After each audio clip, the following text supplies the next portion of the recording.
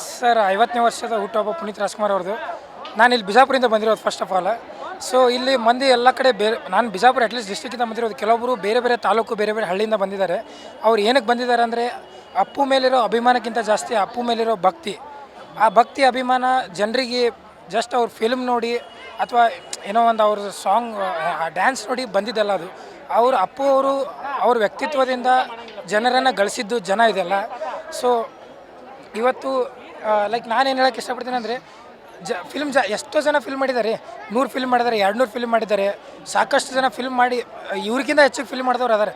But ಇವರಿಗೆ ಯಾಕೆ ಇಷ್ಟು ಜನ ಹಿಂಗೆ ಬಂದು ಇದು ಮಾಡತ್ತಾರ? ಇಲ್ಲಿ ಈಗ ನೋಡ್ಬೋದು ನೀವು, ಇಲ್ಲಿ ಎಲ್ಲ ಇದು ಅನ್ನದಾನ ಮಾಡತ್ತಾರ. ಮುಂಜಾನೆ ಸಂಜೆ ತನಕ ಅನ್ನದಾನ ಇರ್ತೈತಿ. ಇಷ್ಟು ಜನ ಏನಕ್ಕೆ ಮಾಡತ್ತಾರ ಅಂದ್ರೆ ಅಪ್ಪು ಮೇಲಿರೋ ಭಕ್ತಿ ಅದು. ಅಲ್ಲಿ ಇವತ್ತು ನನಗೆ ಇಲ್ಲಿ ಬರೋಣ ಸೀನ್ ಹೆಂಗೆ ಅನಿಸ್ತು ಗೊತ್ತಾ? ಇಲ್ಲಿ ಬರೋಣ ನನಗೆ ಇವತ್ತು ಸೀನ್ ಹೆಂಗೆ ಅನಿಸ್ತು ಗೊತ್ತಾ? ಅಲ್ಲಿ ಅವ್ರ ಅಪ್ಪು ಅವರು ಡೆಕೋರೇಷನ್ ಹೆಂಗೆ ಮಾಡ್ಯಾರಂದ್ರೆ ನೀವು ನೋಡಿರ್ಬೋದು, ಅದು ತೋರಿಸ್ರಿ ಸರ್ ಅದು ಕ್ಲಿಪ್. ದೇವಸ್ಥಾನದ ರೆಪ್ಲಿಕಾ ಹೆಂಗಿರ್ತೈತಲ್ಲ ಅದೇ ರೀತಿಯೇ ಕ್ರಿಯೇಟ್ ಮಾಡ್ಯಾರ ಅಲ್ಲಿ. ಆಮೇಲೆ ಇಲ್ಲಿ ಪ್ರಸಾದ ಹಂಚತ್ತಾರೆ.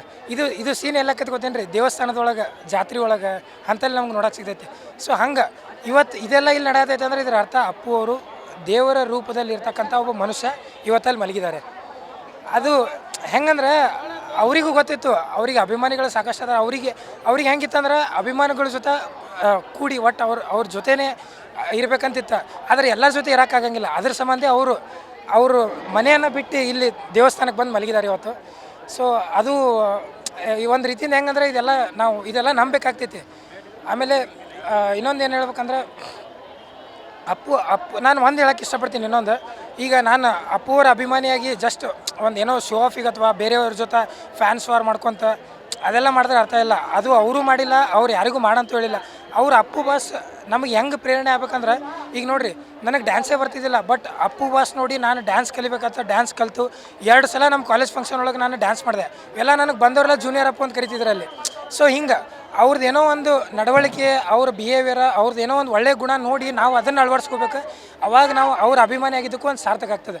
ಸೊ ಹಿಂಗೆ ಅವ್ರು ಮಾಡಿದ ಸಾಕಷ್ಟು ನೋಡಿರಿ, ಅವ್ರು ಮಾಡಿದ್ದ ಅಂಥ ಕೆಲಸಗಳು, ಅವ್ರ ಗುಣಗಳು ನಾವೇನಾರ ಅಳವಡಿಸ್ಕೋತ ಹೊಂಟೇವಂದ್ರೆ ನಮ್ಮ ಜೀವನ ಸಾರ್ಥಕ ಆಗ್ತೈತಿ. ಅಳವಡಿಸ್ಕೋಬೇಕು. ಅವಾಗ ನಾವು ಅವ್ರ ನಿಜವಾದ ಅಭಿಮಾನಿ ಹಾಕಿವಿ, ಏನೋ ಒಂದು ಸಾರ್ಥಕ ಆಕೈತಿ ನಮ್ಮ ಅವ್ರ ಅಭಿಮಾನಿ ಆಗಿದ್ದಕ್ಕೂ. ಈಗ ರಾಜಣ್ಣ ಇದ್ದರು, ಈಗ ನಮ್ಮ ಅಣ್ಣವರಿದ್ದರು, ಅಪ್ಪು ಅಣ್ಣ ಇದ್ದಾರೆ. ಅವರು ಗುಣಗಳು, ಅವ್ರು ಮಾಡಿರ್ತಕ್ಕಂಥ ಕೆಲಸಗಳು ಹೆಂಗದಾವ ಅಂದ್ರೆ ಅವ್ರು ಎಲ್ಲದ್ರಾಗೂ ಇದ್ರು. ಅವ್ರ ದೇವ್ರ ಮೇಲೆ ನಂಬಿಕೆ ಇತ್ತು.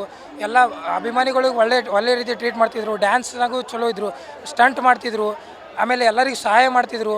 ಆಮೇಲೆ ಯಾರಿಗೂ ಮೇಲೂ ಕೀಳು ಅಂತ ನೋಡ್ತಿದ್ದಿಲ್ಲ. ಒಂದು ಹೇಳೋಕ್ಕೆ ಇಷ್ಟಪಡ್ತೀನಿ, ಇವತ್ತು ಯಾರೋ ಒಬ್ಬರು ಬಿಗ್ ಬಾಸಿಗೆ ಹೋಗಿ ಬಂದ್ರೆ ಅವ್ರು ಹೆಂಗೆ ಮಾಡ್ತಾರೆ ಅಂದ್ರೆ ತಾವೇ ಒಬ್ರು ದೊಡ್ಡ ಸೆಲೆಬ್ರಿಟಿ ಇದ್ದವ್ರಂಗೆ ಒಂದು ರೀತಿಯಾದಂಥ ಇದು ಏನೋ ನೀವು ಎಲ್ಲ ನೋಡಿರ್ಬೋದು.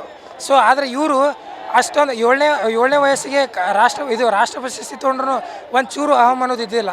ಅದು ಒಂದು ಕಲ್ತ್ರೆ ಸಾಕು ನಮ್ಮ ಜೀವನ ಸಾರ್ಥಕ ಆಕೈತಿ. ಅಹಂ ಅನ್ನೋದು ಬಿಟ್ಟೇವಂದ್ರೆ, ಅಹಂಕಾರ ಅನ್ನೋದು ಬಿಟ್ಟೇವಂದ್ರೆ ನಮ್ಮ ಜೀವನ ಸಾರ್ಥಕ ಆಕೈತಿ. ಸೊ ಹಿಂಗೆ ಅವ್ರ ಗುಣಗಳನ್ನು ಕಲಿನೋ, ಅವರು ಆದಷ್ಟು ಅವರಿಂದ ಒಳ್ಳೇದೇನೋ ನೋಡಿ ಕಲಿನೋ. ಅವ್ರು ನೋಡಿ ಇವತ್ತು ಡ್ಯಾನ್ಸ್ ಕಲ್ತು ಎಷ್ಟೋ ಮಂದಿ ಸ್ವಂತ ಡ್ಯಾನ್ಸ್ ಸ್ಟುಡಿಯೋ ಹಾಕ್ಕೊಂಡು ತಮ್ಮ ಜೀವನ ನಡೆಸತ್ತಾರೆ. ಹಾಂ, ಅದು ನಿಜ ಸರ್. ಈ ಕನ್ನಡದ ಅಕ್ಷರಮಾಲೆ ಅಮ್ಮ ಎಂಬದ ಕಂದನ ಕರಳಿನ ಕರಿಯೋಳೆ.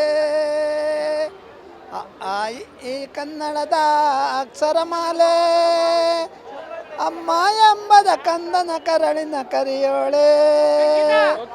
ಆ ಆ ಆ ಆಟ ಊಟ ಓಟ ಕನ್ನಡ ವಂದನ ಪಾಠ. ಆಟ ಊಟ ಓಟ ಕನ್ನಡ ವಂದನ ಪಾಠ. ಉಪ್ಪ ತಿಂದ ಮನೆಗೆ ಹೃದಯ ಬಗೆಯಬೇಡ. ಈ ಕನ್ನಡದ ಅಕ್ಷರಮಾಲೆ ಅಮ್ಮ ಎಂಬದ ಕನ್ನನ ಕರಳಿನ ಕರಿಯೋಳೆ. ಮೊದಲನೇದಾಗಿ ಕರ್ನಾಟಕದ ಮಹಾಜನತೆಗೆ ಸ್ಫೂರ್ತಿ ದಿನದ ಶುಭಾಶಯಗಳು. Happy inspiration day. ಹಬ್ಬ ನಿಮ್ಮದು, ಹುಟ್ಟು ನಿಮ್ಮದು, ಹಬ್ಬ ನಮ್ಮದು. ಹ್ಯಾಪಿ ಹುಟ್ಟಿದ ಹಬ್ಬ ಪವರ್ ಸ್ಟಾರ್, ಜೈ ಪವರ್ ಸ್ಟಾರ್ ಪುನೀತ್ ರಾಜ್ಕುಮಾರ್. ಪಟಾಕಿ ಯಾರದೇ ಆಗಿರಲಿ ಅಂಟಿಸೋರು ಯಾವತ್ತಿದ್ರು ದೊಡ್ಡ ಮನೆ ಫ್ಯಾನ್ಸೇ. ಎಲ್ಲ ಇಂಡಸ್ಟ್ರಿಗೂ ಮನೆ ದೇವರು ಅಂದರೆ ನಮ್ಮ ಅಪ್ಪು ಬಾಸ್ ಒಬ್ಬರೇ. ಜೈ ಅಪ್ಪು ಬಾಸ್.